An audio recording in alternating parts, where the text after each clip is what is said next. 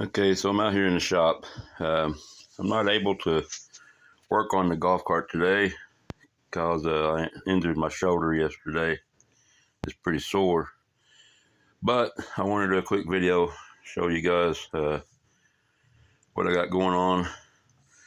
So the two-stroke motor that was in the golf cart originally started having too many problems. I didn't want to put any more money into it. I'd already put more into it than I care to admit. But anyway, so I'd already purchased this new Predator motor, and I just thought I was going to do a conversion. Well, the way the reverse worked in this thing with the original motor is when you switch the thing to reverse, it reversed the polarity on the starter and actually started the motor backwards. But it was a two-stroke. So with this four-stroke Predator motor, I'm not able to start the motor backwards because of the timing, the valves, and all that kind of thing.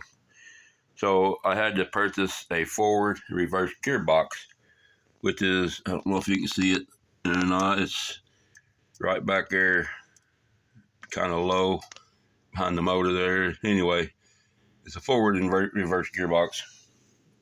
And it comes with a little shifter. There's the cables right there. I got my little shifter mounted right there for forward and reverse.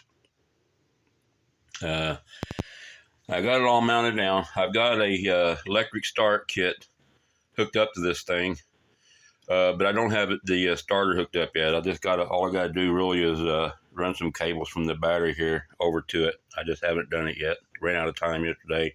Hurt my shoulder. Wasn't able to finish. But once I get the cables run from the battery over to the electric start, then I'll have the electric start, and I won't have to raise the seat up and pull start it every time.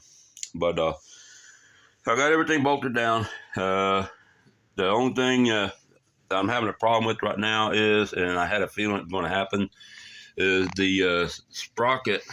I don't know if you can see it back there. Lighting ain't right. But anyway, you see that chain right there? It goes up on a sprocket. Well, that sprocket was the only sprocket I had that would fit the shaft coming out of the top of the differential, the rear end. Well, that sprocket's about 3 or 4 times bigger than what it should have been. So, with that said, this thing is geared so low with that sprocket that it just barely moves. I mean, it literally just barely moves. Now, it's probably got enough power to pull a goddamn school bus, but it just, when I say barely moves, that's quite a overstatement, understatement. But anyway, so I've got to get a smaller sprocket to go back there.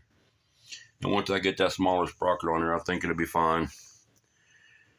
But, and then these controls right there, the little red box you see with the key and stuff, once I get the electric start hooked up, I'm going to move those controls to the front here, so I don't have to raise the seat up every time I want to start it. Those controls will be somewhere on the front here. But that's about it. If you bolt her down, it runs. But if you want to go about half a mile an hour, I'm going to have to change that sprocket. But, that's where we're at. Hopefully I feel better tomorrow or the next day, and I'll be able to get in here and finish this thing. And I got to order a sprocket, a smaller sprocket that'll go on back there. I may have to do some modifying on the sprocket to get it to fit that spline, that shaft coming out of the differential. I don't know yet. So what I may have to do is, that's the old driven clutch right there. I know it fits because that's the original one that went on that differential. So what I'm probably going to have to do is remove that center shaft, that tube you see there, remove it, either press it out or cut it out on a lathe or whatever, and then I'll take about 11-tooth sprocket and slide it up on that and weld it to it. Then I'll be able to slide that onto that shaft.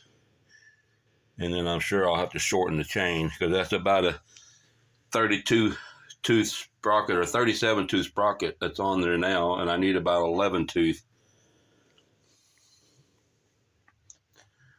So it's a work in progress, but it's coming. I got my throttle hooked up. I got to get the choke cable hooked up. And then, like I said, I move them controls to the front here and get that electric start wired up. She'll be good to go. All right, and